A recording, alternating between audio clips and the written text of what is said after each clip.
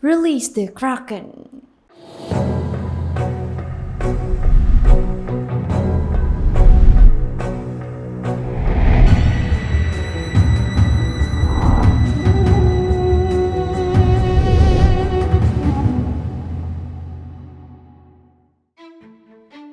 Ada sebuah pepatah, kita lebih tahu apa yang terjadi di luar angkasa daripada yang ada di dalam lautan kita sendiri. Semakin majunya zaman, manusia udah bisa ngirim berbagai satelit, alat-alat buat nyari tahu dan memetakan apa yang ada di galaksi. Tapi cuma sebagian kecil lautan yang baru kita eksplorasi. Artinya masih banyak makhluk di lautan yang belum kita temuin, terutama makhluk di laut yang dalam. Selama berabad-abad, manusia selalu punya ketakutan mendalam terhadap makhluk-makhluk besar yang ada di lautan luas.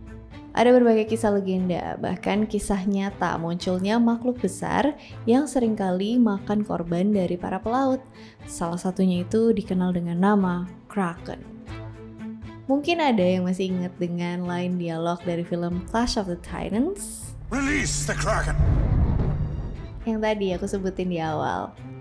Emang sih, penggambaran Kraken di film itu tuh jauh banget dari Kraken yang populer. Entah kenapa juga makhluk itu dinamain Kraken. Padahal kan Kraken bukan berasal dari mitologi Yunani. Atau ada di sini yang nonton film Pirates of the Caribbean, That Man's Chest. Nah, di situ juga ada muncul makhluk yang bernama Kraken. Kalau di anime One Piece, mungkin kalian tahu Tsurume. Kraken, makhluk raksasa bertentakel dan sering ngancurin kapal-kapal di lautan ini udah jadi legenda dan mitos buat para pelaut sejak zaman Viking. Menurut mitologi Nordik, Kraken ini menghuni lautan dari Norwegia sampai ke Greenland. Tapi nggak cuma di situ. Makhluk bertentakel, penghancur kapal-kapal dan suka memangsa manusia ini bisa kita temuin dalam berbagai kebudayaan dan legenda di berbagai negara. Di zaman Yunani kuno, Aristoteles dan Pliny pernah nulis tentang Theotos, cumi-cumi. Terus ada juga makhluk Scylla di Odyssey karya Homer.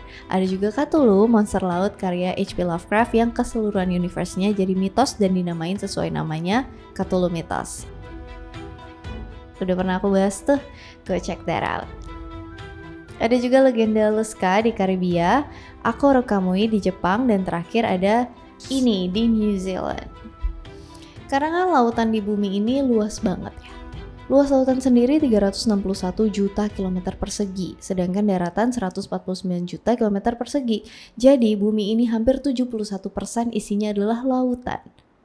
Bayangin, 71% lautan itu hidup berbagai macam makhluk hidup, mulai dari seukuran mikroba sampai blue whale atau ikan paus biru. Itu pun cuma sebagian yang tercatat. Gimana sama makhluk hidup penghuni lautan dalam? Pasti banyak.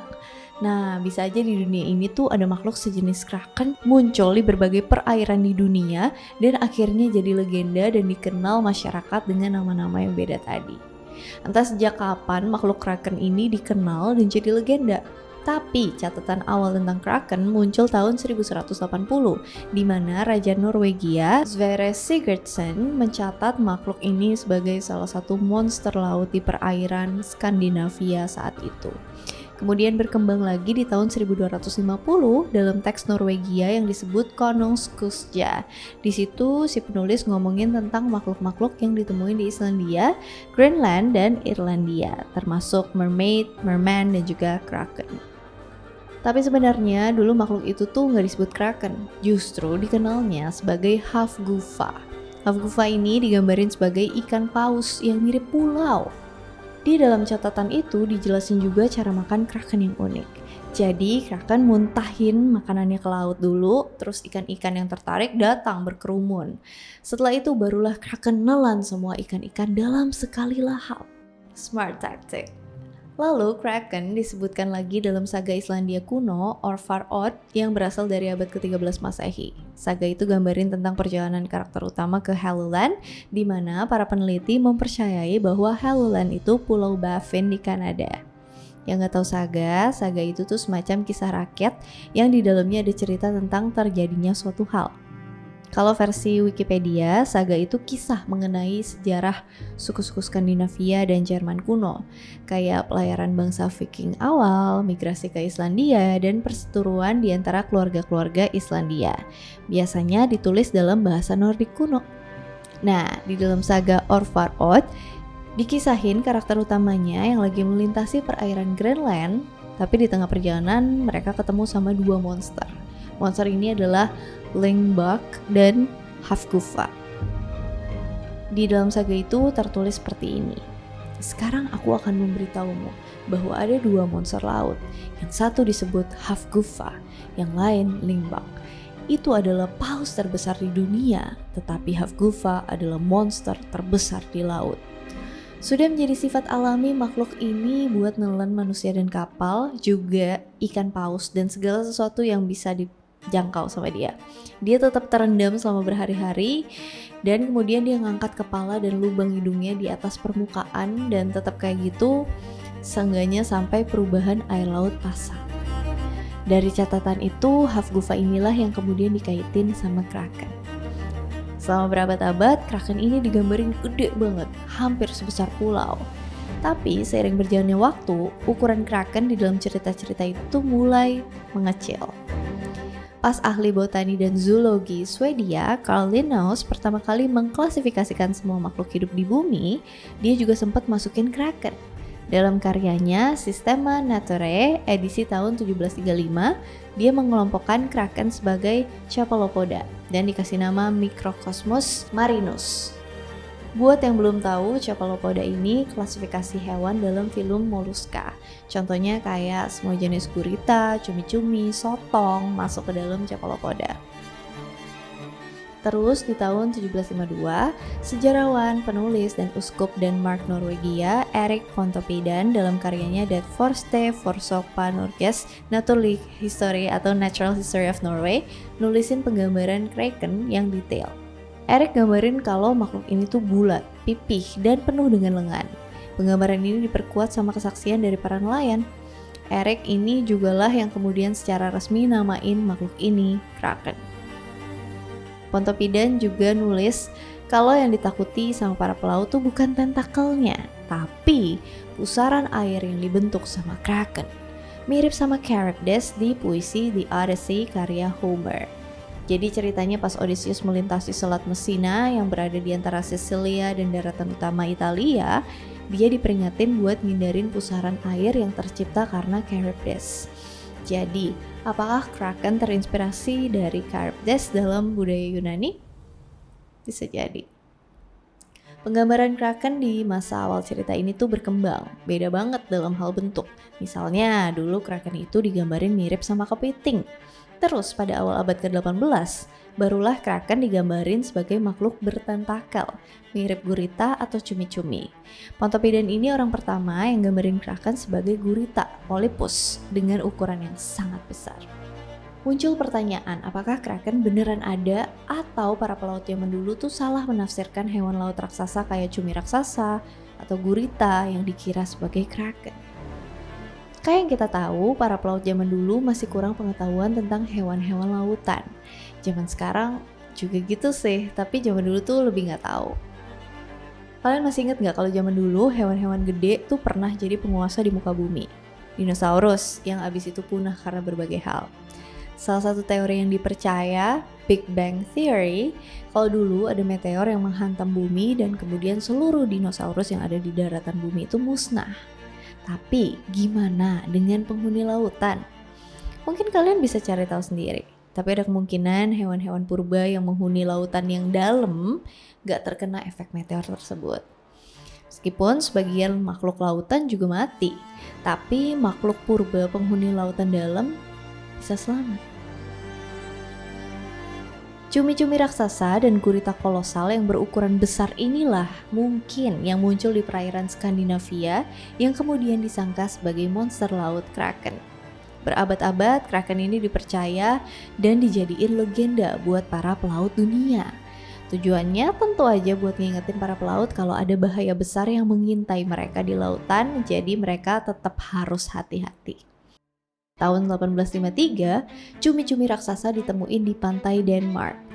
Chapetus Stenstrup, profesor, ahli biologi dan ahli zoologi Denmark, kemudian menganalisa makhluk itu dan dinamain Archaeopteryx dux. Dari sini mulailah dunia sains mengakui bahwa kemungkinan ada makhluk yang bernama kraken. Beberapa tahun kemudian, kapal asal Prancis, Electon, nemuin cumi-cumi raksasa utuh sepanjang 7,5 meter di dekat Tenerife pada tahun 1861. Ada juga banyak cumi-cumi raksasa yang terdampar di pulau Newfoundland, Kanada dari tahun 1871. Dari sini kita bisa ambil kesimpulan kalau kraken itu ada kemungkinan sebenarnya adalah giant squid atau cumi-cumi raksasa yang meneror para pelaut di zaman dulu. Butuh penelitian lebih lanjut sih, dan para ilmuwan masih berdebat apakah giant squid inilah yang dulu disebut kraken.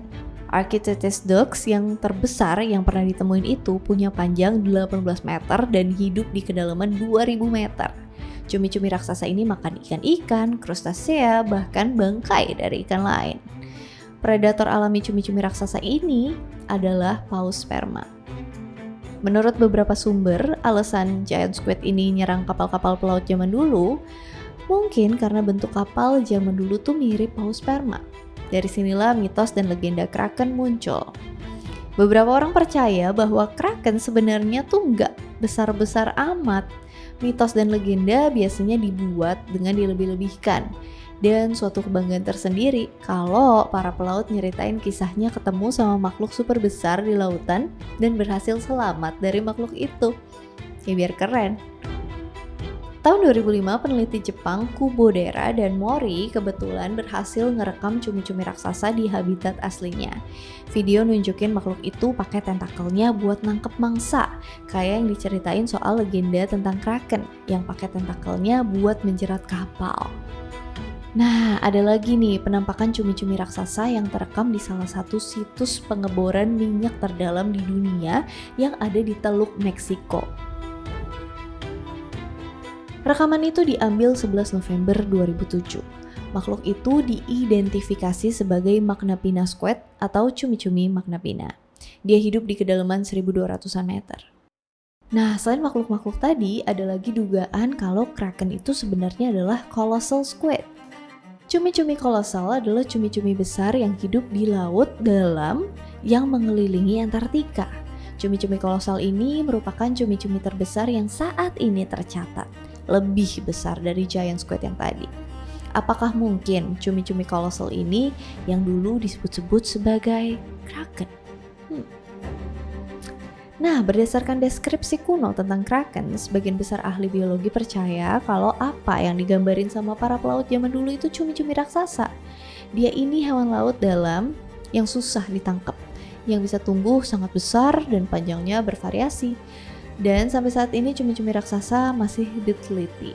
Para ilmuwan masih punya segudang pertanyaan tentang makhluk lautan dalam ini.